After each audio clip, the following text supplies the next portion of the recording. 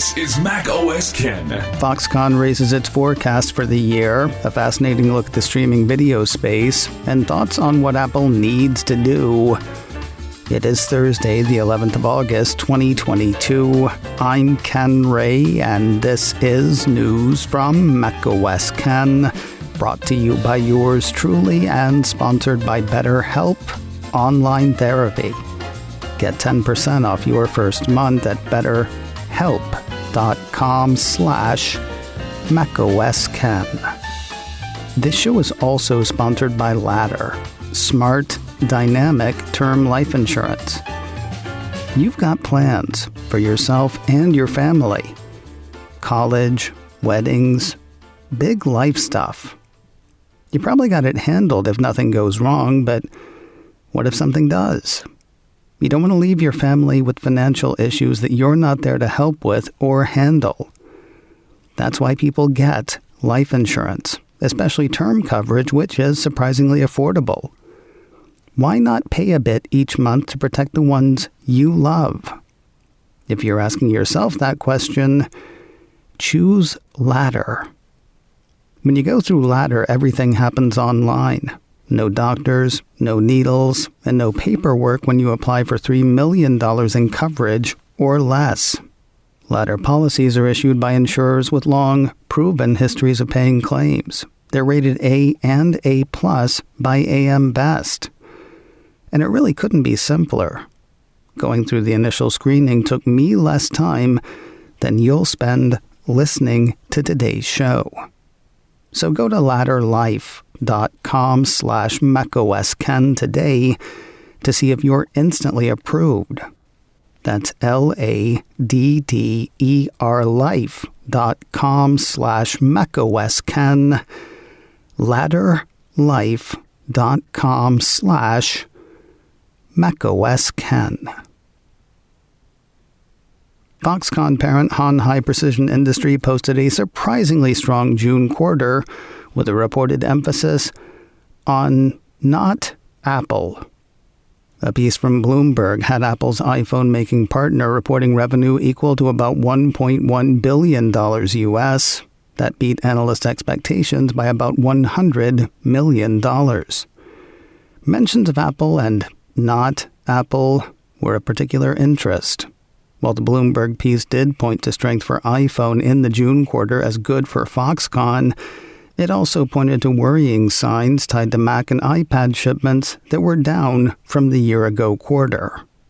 There's plenty to cheer Foxconn on, though, given the potential for a downturn in consumer appetite for gadgets, says Bloomberg. The Taiwanese company has been expanding its revenue from corporate customers, logging solid sales in its cloud and network computing products in July. Additionally, there's Han Hai's planned push into electric vehicles. The piece says the world's largest contract manufacturer has targeted 5% market share in EVs in 2025. Despite points pointed by Bloomberg, TF International analyst Ming-Chi seems to think it is still iPhone that's buttering Foxconn's bread. Han High Precision Industry posted about its earnings on Twitter on Wednesday and offered a bit of guidance. Quoting the post, "We achieved the highest ever second quarter revenue and net profit attribute to the parent company. First half 2022 revenue totaled about $96.8 billion US. Based on current business outlook, we raised full year performance to growing from roughly flat." That prompted Twitter star and TF International analyst Ming-Chi to respond in a couple of Twitter posts wherein he indicated higher prices on the way for iPhone. The first Twitter post said Han High/Foxconn is one of the winners of the increased average sales price of iPhone 14 series. I estimated iPhone 14 series ASP would increase by about 15% versus iPhone 13 series ASP to $1,050 US due to two iPhone 14 Pros price hikes and higher shipment proportion. While most expect Apple to deep six iPhone mini this time around, doesn't sound like the analyst is calling for higher prices for the entry-level iPhone 14, just the ones at the Pro end. EV corporate clients. Ming-Chi quote indicates that Foxconn's good fortune is all about iPhone. Quoting his second Twitter post, Hanhai is the major electronics manufacturing service for iPhone 14 series with a 60 to 70% order proportion, so its revenue will markedly benefit from an increased iPhone 14 series ASP. No wonder Hanhai raises full performance to growing from roughly flat. So says Young MC. Interesting story on the Motley Fool on Wednesday. Under the headline, "One Emerging Catalyst That Apple Investors May Have Missed," the piece points out that in the June quarter, Apple sales nearly doubled in India. Of course, anybody listening to the June quarter earnings call would not, nay, could not have missed that. Apple CEO Tim Cook mentioned it in his prepared remarks. Apple CFO Luca Maestri mentioned it in his prepared remarks. Apple CEO Tim Cook mentioned it again in a question and answer bout with Morgan Stanley analyst Eric Woodring. Also, there's some podcaster who keeps bringing it up. What's cool about the Fool, they've got numbers. Guesstimates put Apple's revenue from India operations at about $3 billion US in fiscal 21. That's expected to rise to about $4 billion US in fiscal year 22. Kind of small potatoes compared to the $392 billion or so in revenue Apple is expected to pull in fiscal year 22, but, growth and a good trajectory. The piece says the average selling price of a smartphone in India is $211 US. The least expensive iPhone in India is $533 US, and yet there's Apple making more money. Smartphone ASPs are said to be on the rise, and guess who will be there waiting with open arms? While the appetite for higher-priced phones may be growing in India, Apple is working to make them more accessible. The Motley Fool piece points to Apple producing iPhone 13 there now. There was also a report last week that Apple and Foxconn plan to produce iPhone 14 in India at launch, rather than the country having to wait a quarter or two, as it has in the past. Producing and selling iPhone in India eliminates import tariffs. That lowers the cost to consumers, and that should generate more sales. Additionally, 5G is really just getting started in India. Motley Fool has Ericsson estimating that the country could be cranking through 500 million 5G iPhones a year by 2027. With a population at 1.3 billion, 500 million 5G phones per year seems kind of high.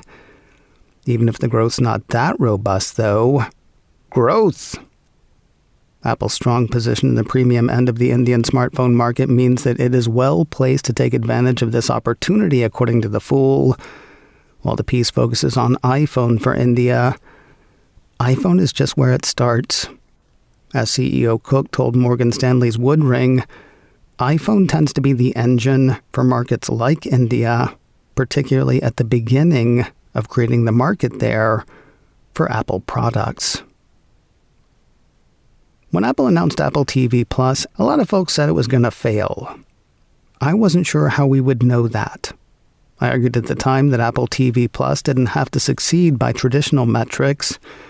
With iPhone, iPad, Mac, Apple Watch, accessories, and a slew of services, Apple TV Plus could lose money for years and not even show up as a rounding error.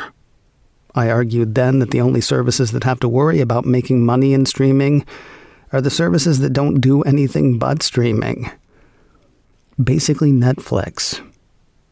I don't know that I thought in terms of Apple TV Plus and services like it killing Netflix, though.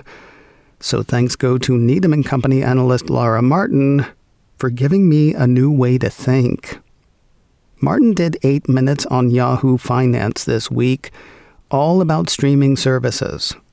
Regarding Apple, Martin said, they can actually destroy the streaming business because they have other businesses that will actually make up profit or higher profit. iPhones are $1,300 these days. They can make profit on some other part of their business that justifies them spending this money on sports rights. Her thoughts weren't limited to Apple, though. Rather, she seems to think if streaming's all you got, you ain't got a lot. As I mentioned before, Apple TV Plus is practically the last thing in Apple's arsenal currently. Not only does it not need to succeed in streaming to stay afloat, all the other stuff it has can be used to support and promote Apple TV Plus. Disney has legacy content, plus ESPN, plus theme parks and cruise liners to support and promote Disney Plus. Whatever the hell HBO, Warner, Discovery is calling itself this week has tons of legacy content. Martin is really into that. And finally, Netflix has, well, Netflix. I guess that could explain the streamer's push into mobile games. Recent reports say Netflix subscribers have barely touched those, though it's a pretty new initiative. Where Netflix is concerned, Martin seems most excited about the announcement last month that Microsoft will work with Netflix on ad sales. She seems to see that deal as step one of Microsoft eventually buying Netflix. Her thinking bums me out a tiny bit.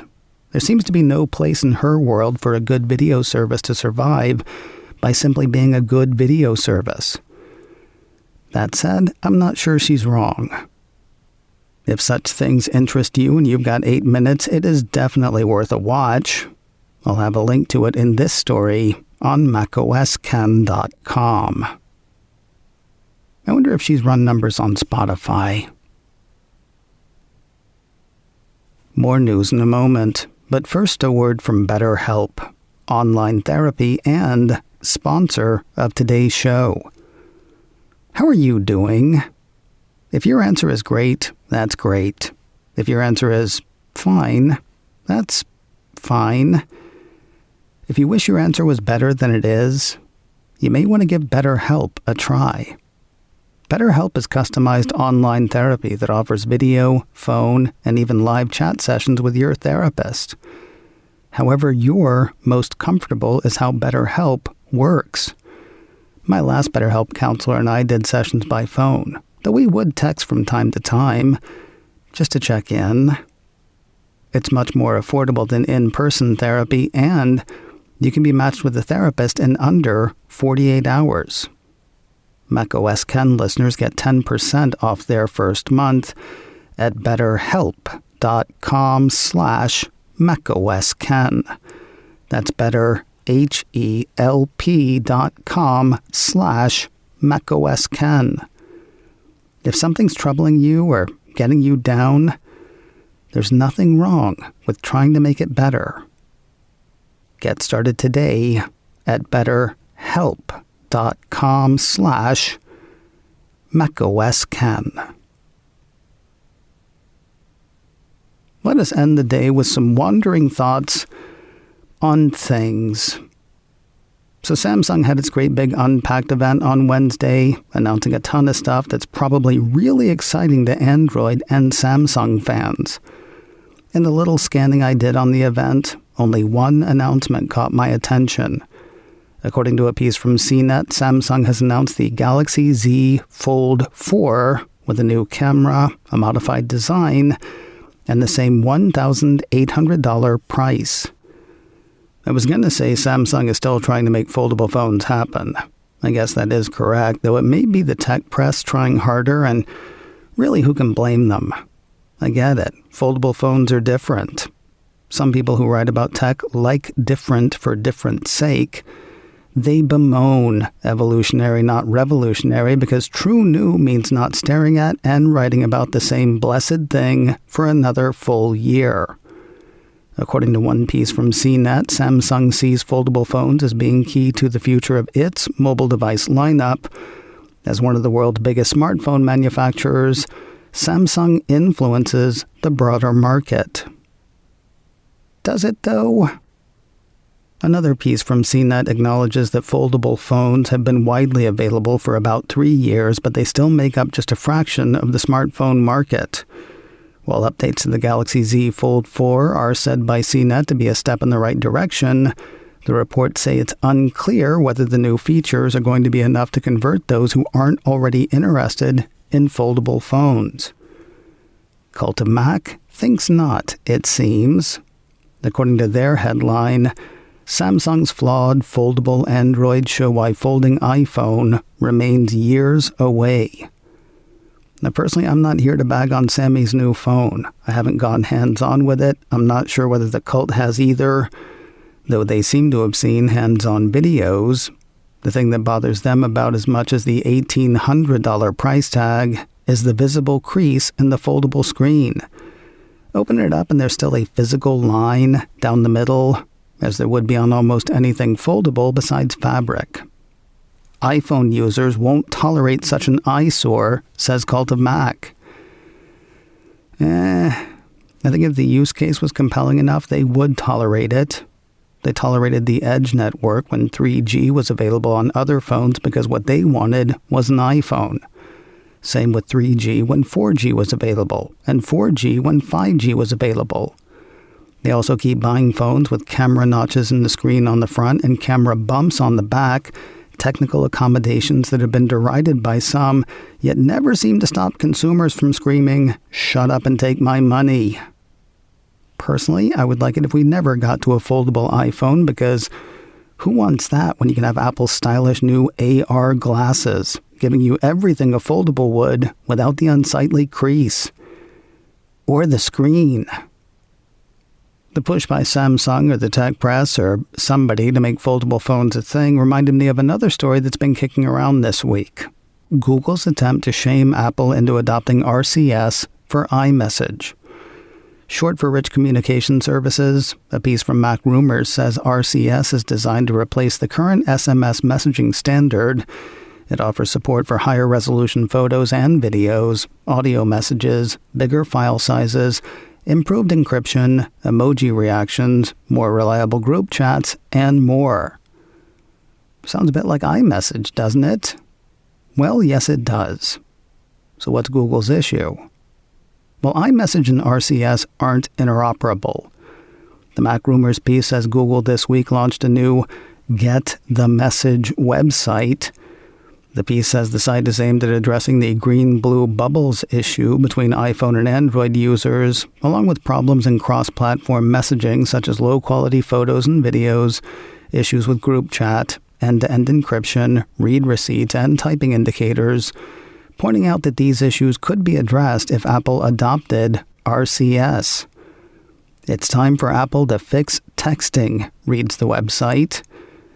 Of course, Apple would probably argue it's time to get an iPhone, as would an editorial I read on Apple Insider.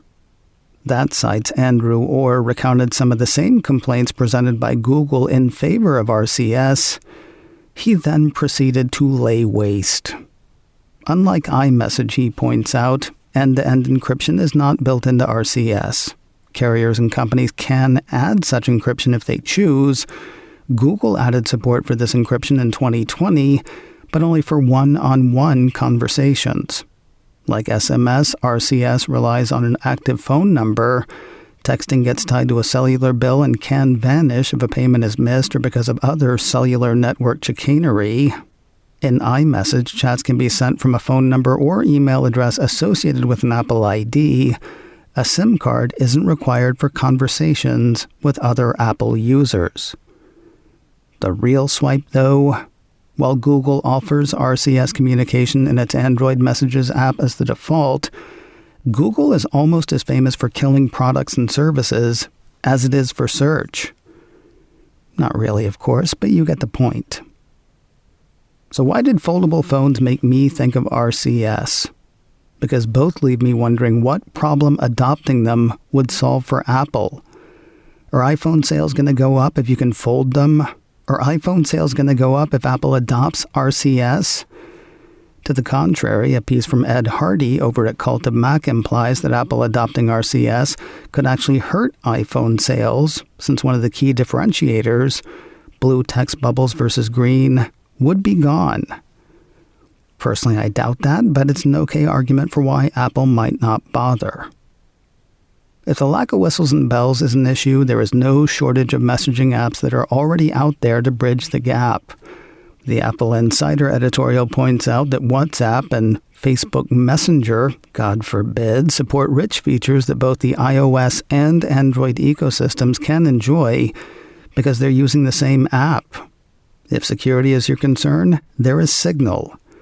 Friends inside and outside the robot army have ways to solve these problems. Could one see a future where Apple makes a foldable iPhone? Sure. It would be hard to argue that Apple needs to do so. Could one see a future where Apple adopts RCS? Sure. But it would be hard to argue that Apple needs to do so. macOS Ken, brought to you by me and sponsored by Ladder, smart, dynamic term life insurance. Learn more at ladderlife.com/macOSKen. This show is also sponsored by BetterHelp. Get 10% off your first month at betterhelp.com/macOSKen. Advertising handled by Backbeat Media.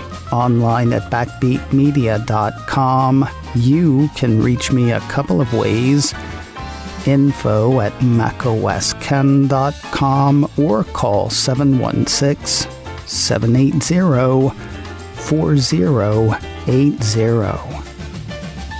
Until next time, that is news from macOS Ken. I'm Ken Ray.